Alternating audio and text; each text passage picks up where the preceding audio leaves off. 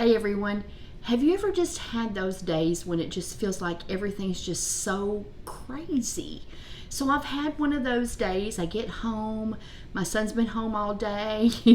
You're saying, what have you done since you've been home all day? Those types of things. So it's just been a crazy day for me. And so I got to thinking about a story to try to help lighten the load a little bit. And so for many of you, you've known that I've gone back to teaching. I'm no longer nursing. Decision that was fairly easy for me. I wasn't searching for a job, but God just opened the doors. Some people contacted me, and so I've gone back to teaching. The schedule is a little bit better, of course. That's Monday through Friday, and I get to sleep like a normal person. I'm not working night shift anymore, but I do miss my night peeps. Hey, you guys. But anyway, so the funny story is about when I started I'm going to start laughing now. Started nursing. I actually went to LPN school while I was a teacher previously, and then I went on to RN and earned my RN degree. And so this was during clinicals. Now, I'm not going to breach patient confidentiality. I'm not going to say names or anything or the place where I'm talking about. But when you're in LPN school, you have to do some clinicals and I guess maybe some strange places for nursing, but of course we went to a daycare and we actually done some clinicals at a daycare because there are like school nurses. We went to nursing homes, several nursing homes during our LPN stint, and then of course we went to different hospitals, some big hospitals and some small hospitals. So we went to several different types of hospitals. But the story for today comes from one of the nursing homes that I went to. So, of course, you get partnered with somebody in your clinicals, and then you work with them all day long. So we had gone to this facility, and I'm working with my partner.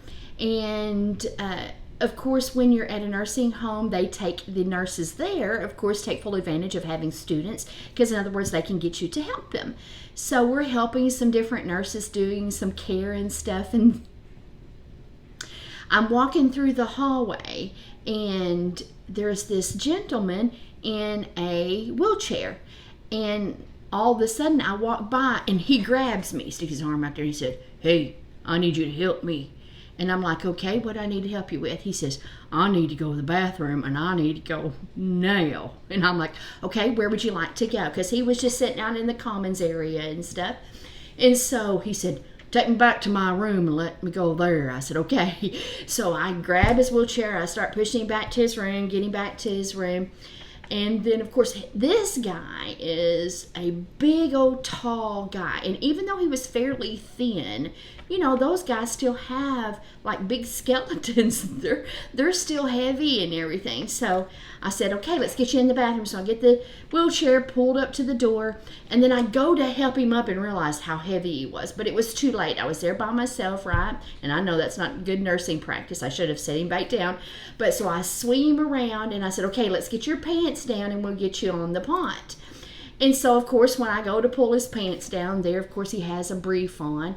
And like it depends. And so I said, "We're going to have to pull this down and get you set on the pot." So I go to pull his brief down. And when I did, I realized that we were too late. He had done pooped his pants. And so here we're standing with the mess. And I'm like, "Oh my goodness, we're going to have to get you cleaned up. You've done had an accident." He said, "Yep. Too late, too slow, too late." Of course, that was all my fault, right? Yeah. So anyway, so I go to rip that off of him and, of course, get rid of that. And I'm telling you, he's got poop everywhere. Now, let me say this. Of course, when we get older, gravity starts to take its course, and even on our privates, and especially men. So, of course, this guy's hanging really low. So, I say, I've got to get some kind of wipes. So I look around in the bathroom and I find some wipes and I start wiping him off, right?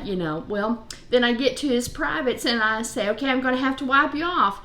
Well, I'm trying to lift him up and get the poop off of him. And as I'm doing that, every time I lift him up, he's going, whoa. Whoa. So I'm trying not to laugh, right? And trying to wipe him off and stuff. Whoa, whoa. And so I finally get him cleaned up. And about that time, right when I get him cleaned up, I hear a very gentle knock at the door.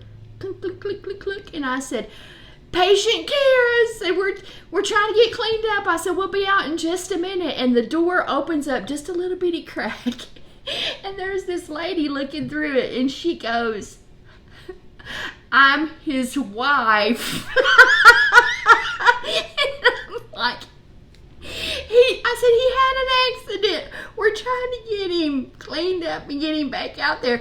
But this poor little old lady didn't know what was going on in that bathroom because all she was hearing was those noises coming out of the bathroom.